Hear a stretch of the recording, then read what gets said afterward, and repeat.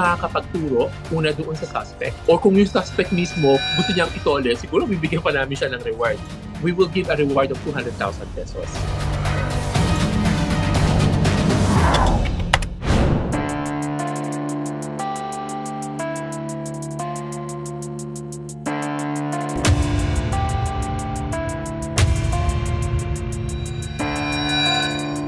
Nung bumalik na kami ng November 4, yung office manager, pagbukas niya ng pinto, parang wala naman nangyari. May procedure kami na nakaschedule that time. So inaayos niya yung makina. Nakita niya, wala na yung makina.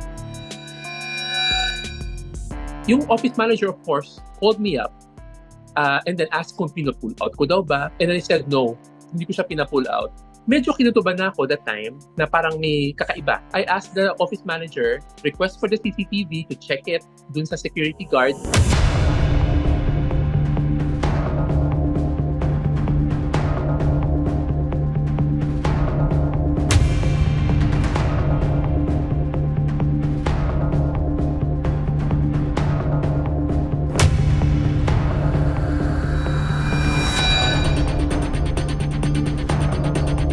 Timeline na pumasok siya 10 minutes after umalis yung staff namin. So he had the key, opened the lock, in 3 seconds, nabuksan niya yung office. And then in 17 seconds, he gathered some stuff na later on nalaman namin na laptop pala, tapos 2 pottery machine, and some cash.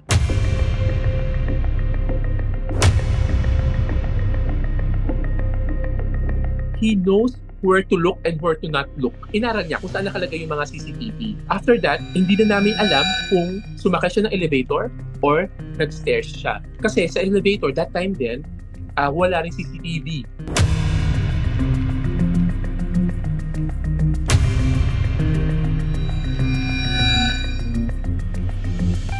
Sa side ng laser center, yung makina pa lang nasa 6 million na yon. Tapos yung mga cartridges o yung mga transducers per piece, pagpalagay mo, nasa 60,000.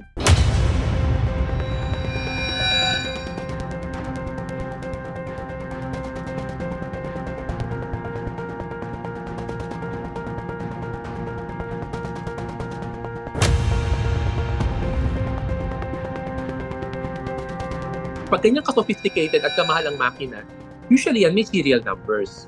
So yung serial numbers na yan, kapag nanakaw yung makina, nire-report namin doon sa mismong office. It's universal. So ibig sabihin yung record nun, buong mundo, alam na nawawala itong particular machine na to.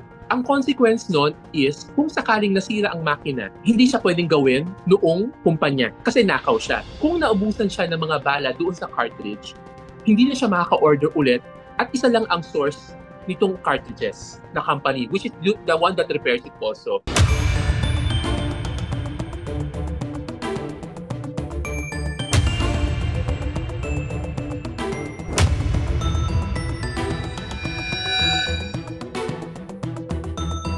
Kung yung bumili noong makina, which I'm supposing is a beauty center, beauty clinic, may batas tayo na ang pangalan ay anti-fencing law. Na kung bumili ka ng nakaw at alam mong nakaw yun, pwede kang kasuhan. Kung sino makakapagturo, una doon sa suspect, or kung yung suspect mismo gusto niyang itole, siguro bibigyan pa namin siya ng reward. We will give a reward of 200,000 pesos.